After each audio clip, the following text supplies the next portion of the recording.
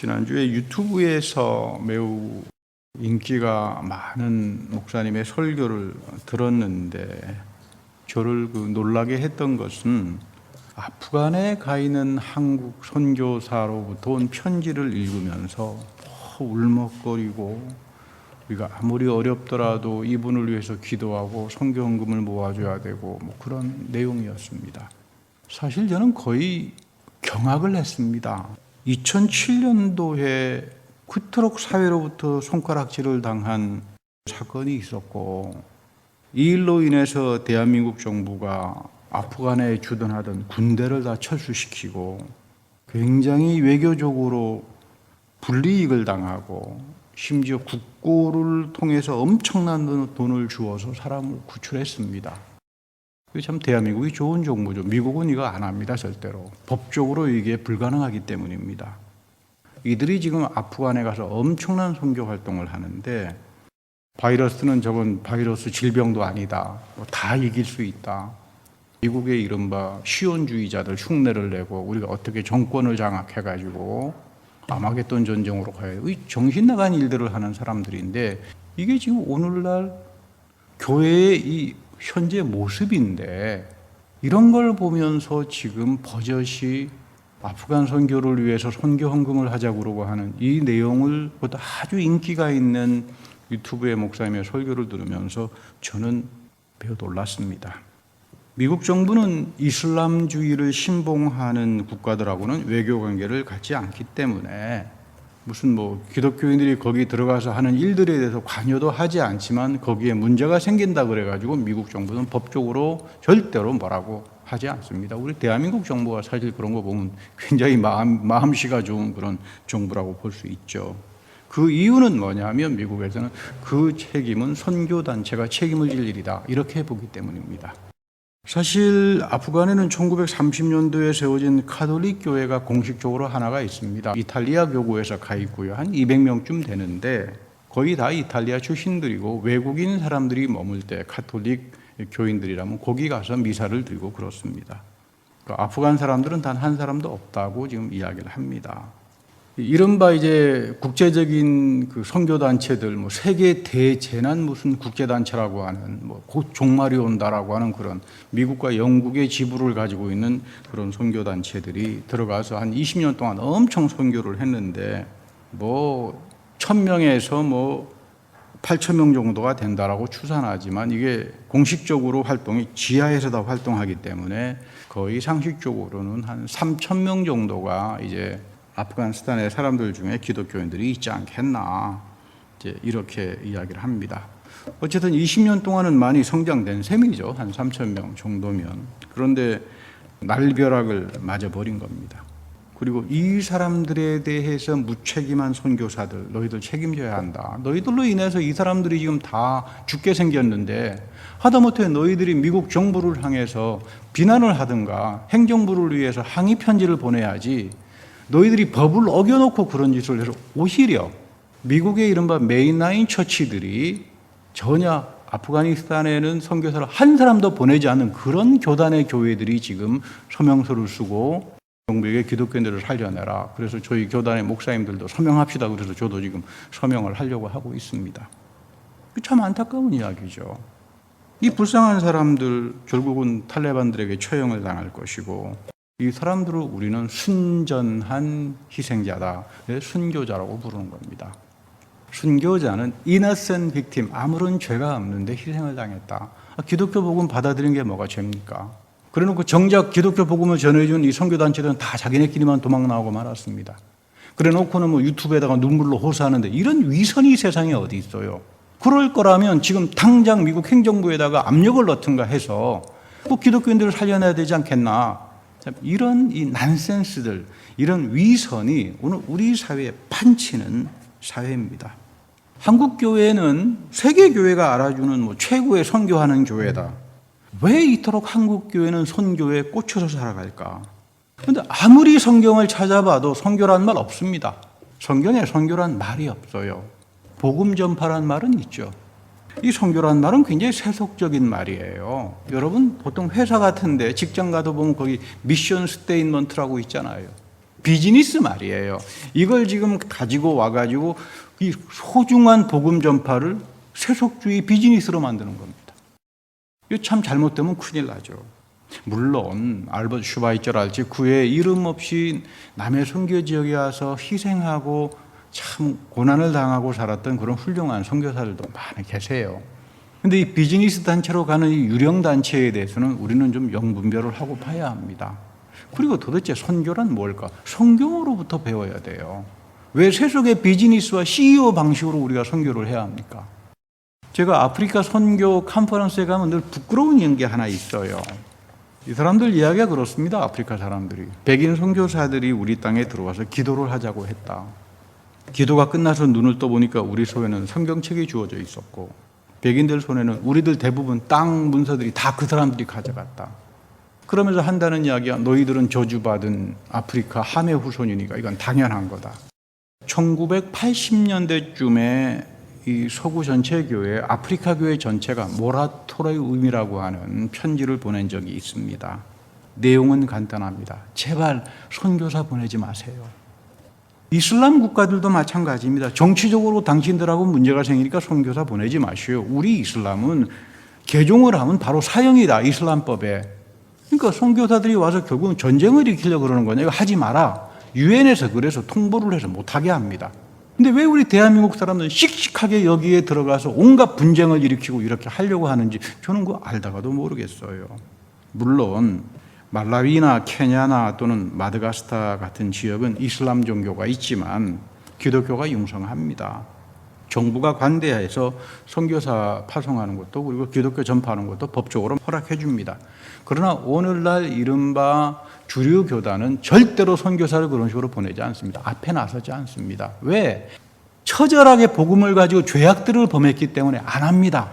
이 사람들이 하는 거는 아프리카나 아시아 교회에 자질이 있는 사람들을 보내주시오.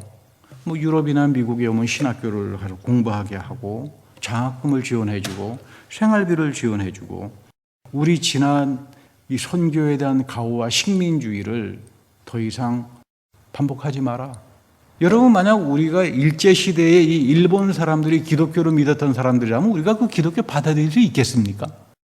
인도는 100년입니다. 영국 기독교 앞에 100년 동안 식민지 지배를 받았다고요.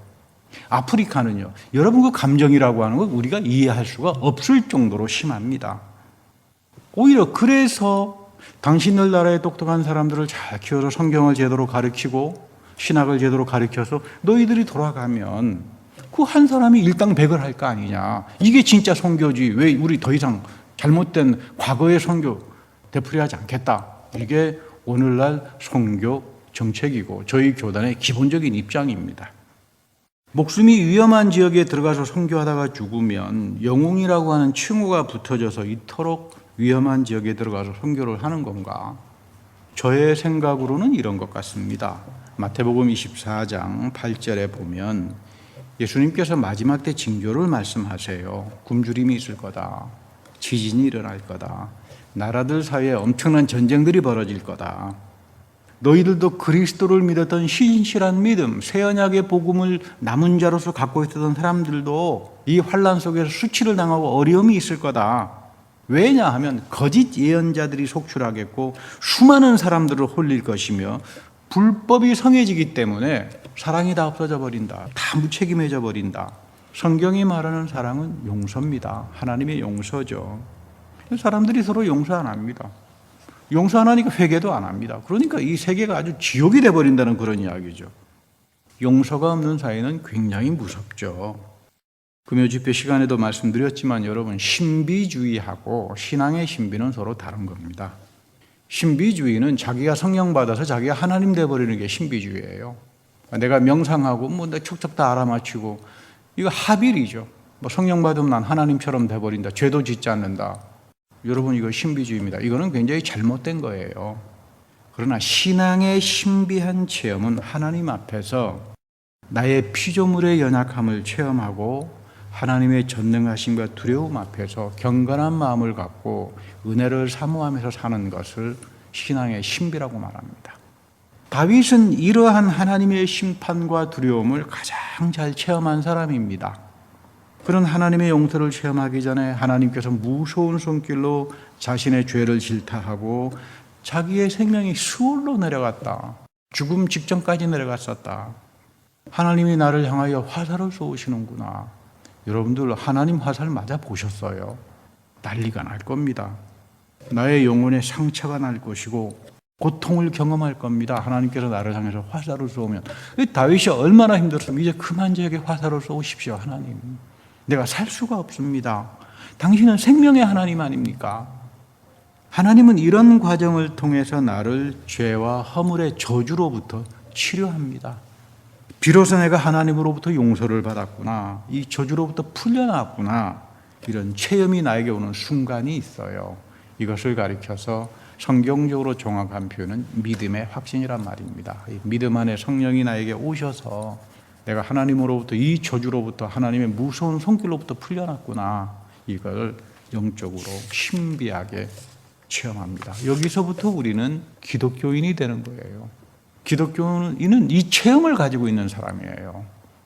이거는 그 누구도 흔들 수 없는 반석과 같은 내용들입니다. 그리스도 안에서 내가 저주로부터 풀려나왔으니까, 이 해방을 체험했으니까 이제는 남을 용서하고 삽니다. 요셉처럼 살아갑니다. 그리고 내가 만나는 사람들에게 이 복음을 전합니다. 너 세상적인 거 너무 좋아하지 마라. 그거 다 무너진다. 그리스도 안에서 이 생명의 복을 가지고 살아가라. 그러니까 성경이 말하는 선교라고 하는 건 바로 이런 의미입니다. 복음 전파죠. 그것도 어떤 조직적인 비즈니스랄지 이런 세속적인 단체가 아니라 개개인 여러분들이나 모두가 다 영원히 하나님 앞에서 바로 서면서 내가 하나님으로부터 얻었던 이 은혜의 체험을 전하고, 이렇게 사는 사람을 가리켜서 이들은 세상을 하나님의 평화로 다스리는 사람이요, 왕적인 제사장이요, 세상으로부터 11조를 얻는 사람들이다. 이것이 우리를 위한 하나님의 축복입니다. 왜 이런 소중한 복음 전파가, 이런 선교가 세속주의화가 되고 서로 국제 간에 전쟁을 일으키는 그런 정치적인 이슈가 돼야 되고, 저는 알다가도 모르겠어요. 예수님은 끝까지 말합니다. 마지막 때 끝까지 견디라. 믿음을 떠나지 말라. 하나님의 죄사함의 용서와 은혜로부터 떠나지 말라. 다 죽는다. 왜냐하면 거짓 선생들이 와서 용서를 하찮게, 죄사함, 교회에서 무슨 죄를 이야기하느냐, 기분 나쁘게, 왜 회개를 이야기하느냐, 그런 사람도 제가 많이 만났습니다. 다 거짓 선생들에게 미혹당해서 교회를 완전히 세속주의 장터로 만들어버릴 것이다. 구원을 엉터리로 만들어버릴 것이다. 성령을 통해서 부어지는 믿음 안에 담겨져 있는 나의 영적인 죽음과 하나님이 신령하고 두려우심을 기억하고 살아가라. 그래서 바울도 두고두고 말합니다. 하나님은 넘치는 사랑과 은혜의 하나님이지만 두렵고 신령한 분이다. 우리가 마음대로 할 수 있는 분이 아니다, 이 말이에요. 두려움과 떨림을 가지고 너의 은혜와 구원의 삶을 가지고 살라. 하나님 앞에서 두려움과 떨림을 가지고 사는 사람을 가리켜서 우리는 기독교인이라고 말을 하는 겁니다. 그러나 교회가, 예배가 다 세속화가 되어버린 속에 이런 구원은 우리는 찾아보기 어렵습니다. 그리고 예수님께서는 14절에 이 하늘나라의 복음이 온 세상에 전파되어서 모든 민족에게 증언이 될 것이며 그때야 끝이 올 것이다. 대한민국의 국제 선교 단체는 아프간에 선교 보내면서 이 부분을 갖다 놓고 희한하게 말을 합니다. 우리가 복음을 아프간에 전하고 거기서 순교를 당하면 예수님이 바로 오신다. 그러니까 순교를 당하면 우리는 천년왕국이 이루어져가지고 거기서 엄청난 축복을 받을 것이다. 지금 예수님께서 천년왕국 이야기합니까? 이 본문에서. 그럴듯하지만 성경을 전부 다 짜집기식으로 해가지고 사람을 홀리는 이야기입니다. 여러분, 우리가 두고두고 기억해야 되는 것은 사도행전 공부하면서 배웠듯이 예수님은 언제 오신다고요? 하나님이 하신 구약의 약속과 예언이 모두가 다 회복되기 전까지는 예수님은 하늘에 계십니다. 이거 하나님 말씀이에요.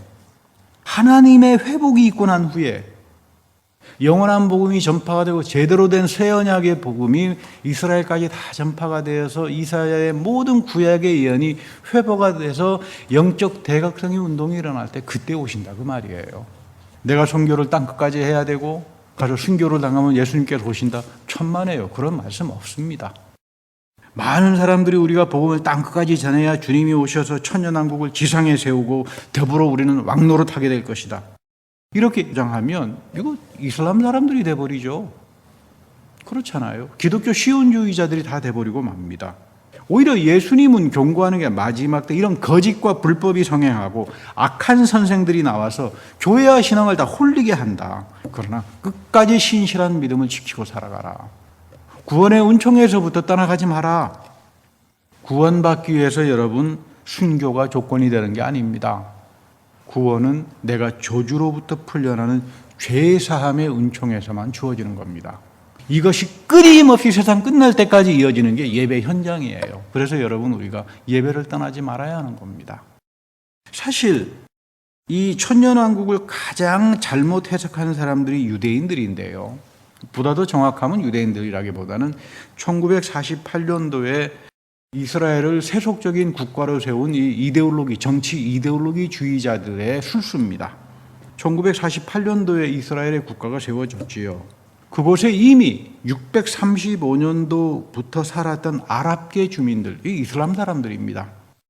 85만 명이 비참하게 다 쫓겨났습니다. 이거 제2의 홀로코스트예요. 이것이 오늘날 팔레스티나 분쟁의 씨앗이 되는 겁니다. 많은 전쟁을 하면서 수많은 사람들이 팔레스티나에서 죽었습니다. 이것이 과연 국가 이스라엘 이데올로기 정치꾼들이 이야기하는 천년왕국입니까? 이게 메시아 시대의 평화를 열어가는 왕국입니까? 천년왕국을 거절하신 분은 예수님 자신입니다. 성경에는 휴거란 말도 없습니다.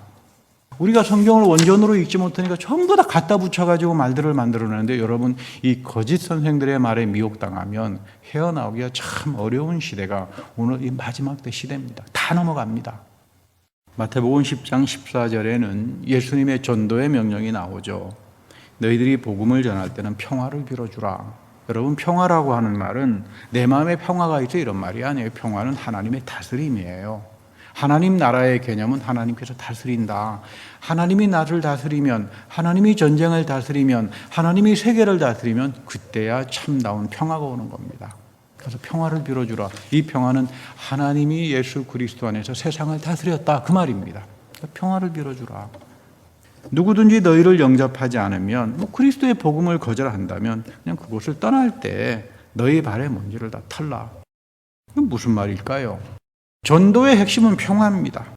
발에 먼지를 턴다는 것은 그 다음은 하나님께서 하신다고 말이에요. 하나님께 맡겨서 놔두라 이 말이에요. 사실 예수님은 한 손에 복음, 한 손에 칼을 들고 가서 안 믿는 사람 다 개종시켜라 이런 말 한마디 한 적이 없어요. 무슨 이슬람처럼 기독교 복음들이 가가지고 이런 일들을 해야 됩니까? 이게 무슨 영웅주의입니까? 이게 순교입니까?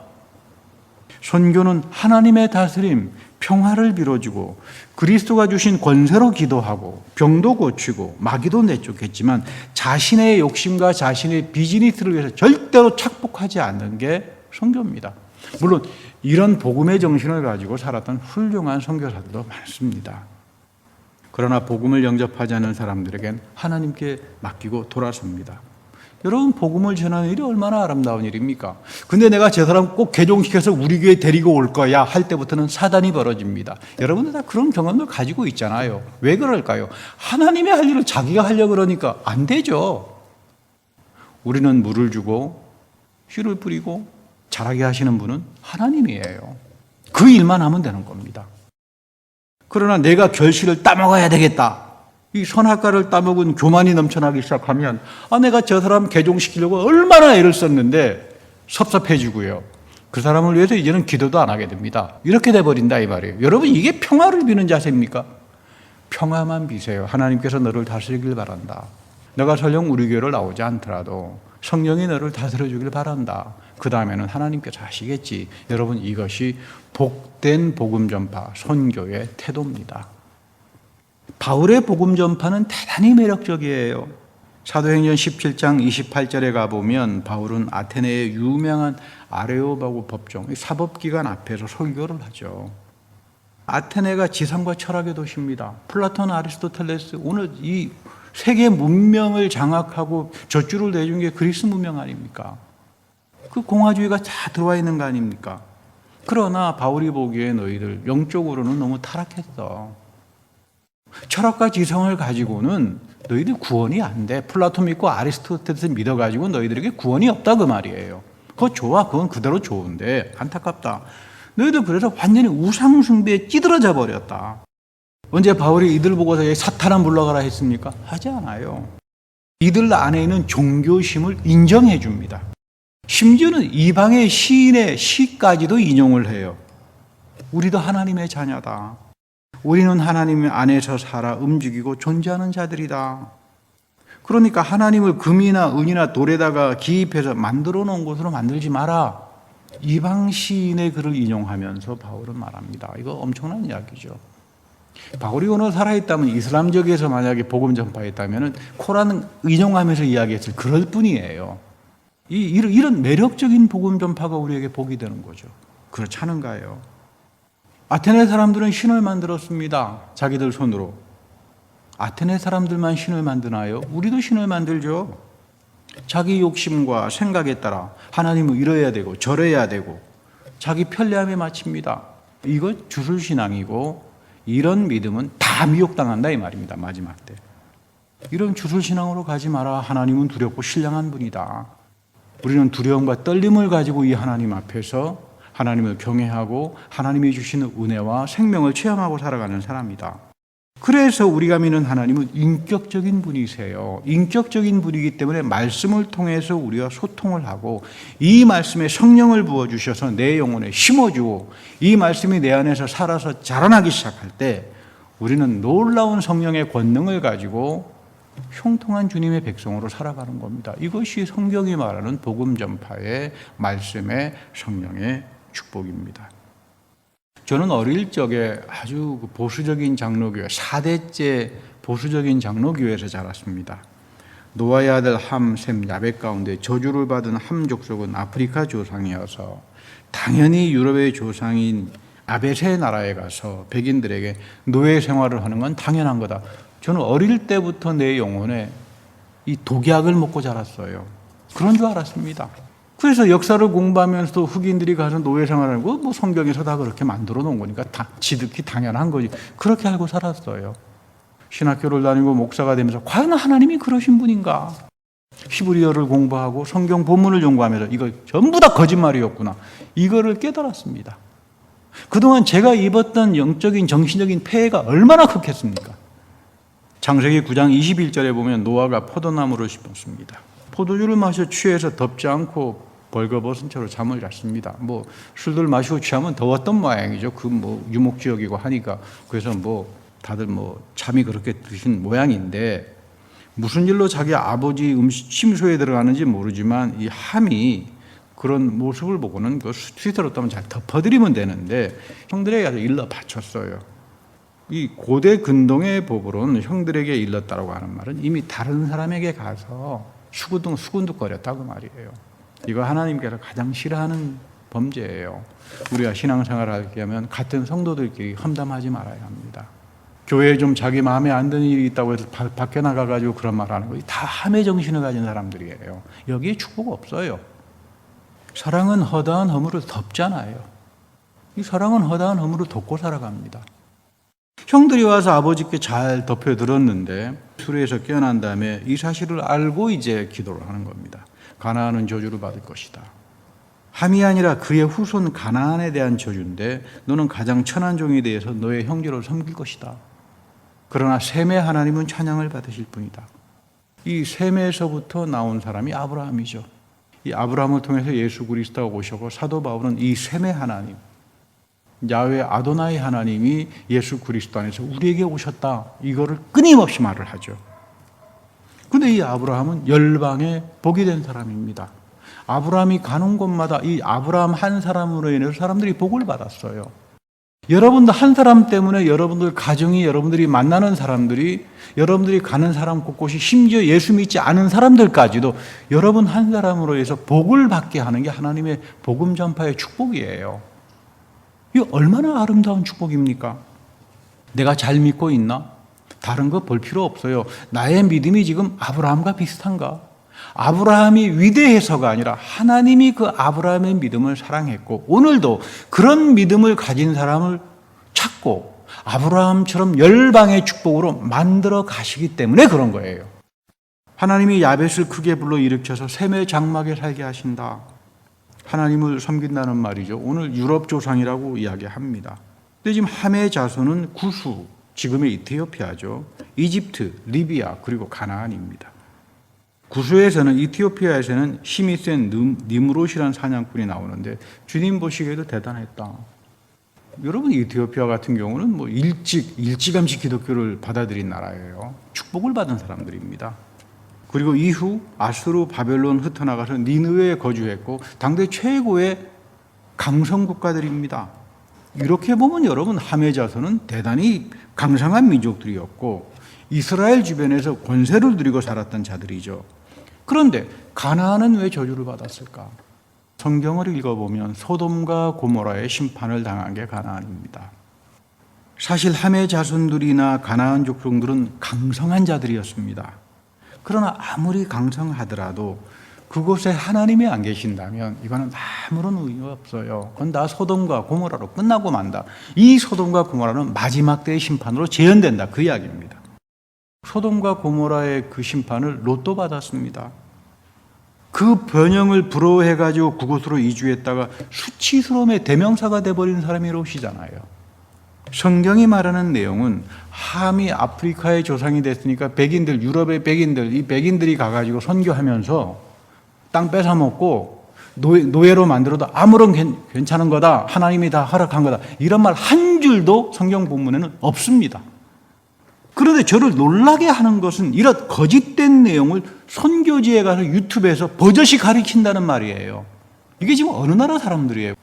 이것이 과연 하나님이 원하시는 복음 전파인가? 이것이 하나님이 원하는 선교일까? 마지막 때? 거짓 복음을 전하는 자들에 대한 심판이 얼마나 무서운지를 우리는 성경에서 봅니다. 하나님의 가장 무서운 심판은 이슬람도 아니고 유대인이 아니라 기독교인들입니다. 교회에서부터 심판이 시작됩니다. 롯처럼 살았던 사람들에 대한 그 무서운 심판이 오히려 바울은 더 무섭게 말해요. 우리가 전하는 새 언약의 복음을 떠나간다면 하늘에 온 천사도 아나테마, 하나님의 저주를 받을 것이다. 이게 마지막 때 놀랍게 드러나는 역사들입니다. 여러분, 복음은 단순 무식한 게 아니에요. 제멋대로 성경 본문 갖다 붙여놓고 자기 입맛에 갖다서 붙여가지고 이게 복음이다, 나 구원받았네, 그런 거 성경에 없습니다. 그런데 오늘 사람들은 성경을 경건한 마음으로 하나님의 음성을 듣기 위해서 배우려고 하지도 않습니다. 그러다가 보면 저처럼 잘못된 독을 먹고 온갖 영적인 해로움을 당하다가 겨우 이 사슬에서부터 벗어나는 게, 그래서 저는 내 자신이 목사가 된 게 가장 큰 복이다. 내가 영적으로 저주를 당했는데 잘못된 복음 때문에 그래도 목사가 돼서 내가 여기서 또 해방이 되었지, 내가 평신도로 살았으면 평생 죽을 때까지 잘못된 복음이 내 영혼을 붙들어가지고 내 인생이 얼마나 소돔과 고모라 같은 잘못된 인생이 될 뻔했는가, 이런 생각을 해보면 저는 목사가 된 게 최고의 축복이구나. 여러분, 우리 역시 아무리 물질이 좋고요, 세상에서 잘 나간다고 합시다. 그러나 나에게 하나님의 복음이 없다면, 하나님의 구원과 생명이 없다면 내 삶은 다 소돔과 고모라처럼 되고 맙니다. 여러분의 손에 그토록 믿는 돈이 있습니까? 세상에 알아주는 권력이 있는가요? 그렇게 사랑하고 신뢰하는 사람들이 있는가요? 다 나의 손에서 떠납니다. 그리고 결국 나는 죽습니다. 나를 살리시는 분은, 나를 구원하시는 분은 하나님의 용서밖에 없습니다. 이것이 세상 끝날까지 교회를 통해서 이어지는 거고, 내가 만나는 사람들마다 이 용서의 복음을 이 마지막 때 전하고 살아가라. 이게 지금 예수님의 명령이라고 하는 겁니다. 이것이 평화의 복음입니다. 엘드리지 클리버라고 하는 사람이 있죠. 60년대 블랙 팬더당이라고 하는 그 테러리스트 지도자입니다. 오클랜드를 중심으로 해서 활약했습니다. FBI에 쫓겨가지고 하나님으로부터 회심을 한 후에 얼음 위를 걸었던 영혼이라고 하는 책을 써서 베스트셀러가 되었고 뉴욕 타임즈에서 아주 찬사를 받은 그런 사람입니다. 그는 오클랜드 세 사람의 경찰을 테러했습니다. 총으로 쏴 죽였습니다. 그리고 도망을 쳐서 쿠바로 망명했다가 나중에 알제리에 정착을 했습니다. 망명 생활이 너무나 힘드니까, 정신적으로 고통스러우니까 알제리 해변가에 나가서 권총 자살을 하려고 나갔는데 죽으려고 하는 그 순간 그 달빛 환영에 자기가 그토록 신봉했던 마르크스, 레닌, 목택동이 스쳐 지나가요. 그런데 이들의 모습이 너무나 창백합니다. 순간 이 사람은 생각합니다. 나는 이 사람의 이념을 신봉했고 살았지만 결국 내 인생은 폭력과 분노와 저주로 끝나버리는구나. 이제 자살로 내 인생이 막이 내리는구나. 그런데 이후에 보니까 예수님의 환영이 지나가요. 이 사람이 예수님 믿는 사람 아닙니다. 어릴 때 그 예수님의 모습이 어릴 때 자기가 가장 사랑하고 존경했던 할머니가 또 사랑했던 그 할머니가 늘 부엌 속에 걸어놓았던 그 예수님의 모습이 이렇게 지나갑니다. 그리고는 사자와 같은 음성을 들었다고 해요. 나는 어제나 오늘이나 내일이나 영원하다. 이 사람 평생 들고 살았던 이 사람이 무슨 히브리서를 알았겠습니까? 이 사람이 무슨 교회를 다녔던 사람이겠습니까? 이 영적 체험을 하고 난 다음부터 이 사람은 평생 죽을 때까지 그 말씀 붙여놓고 살았어요. 너무나 무섭고 죽을 것 같은 공포에 떨려서 한 두어 시간을 해변가에 넘어져가지고 죽은 사람처럼 되었다. 이것이 클리버가 한 용서의 체험입니다. 그는 자진해서 미국으로 돌아왔고 감옥 생활을 했고 그리스도의 복음의 증언자로 살았습니다. 하나님의 용서를 체험한 사람들은 남을 정죄하거나 무슨 개종을 시키거나 한 손에 칼을 들고 한 손에 복음을 들고 나가는 사람들이 아닙니다. 평화의 복음을 전해주고 하나님의 다스림을 전해주고 그리고 마지막 구원은 하나님의 손에 맡깁니다.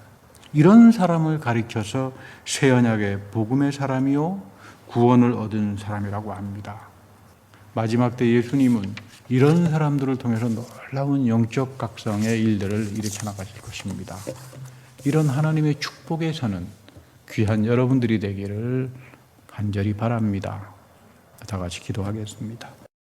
하나님, 저희들의 어리석음을 용서하여 주시고 매 순간순간마다 드려지는 이 예배가 얼마나 귀한 축복이요.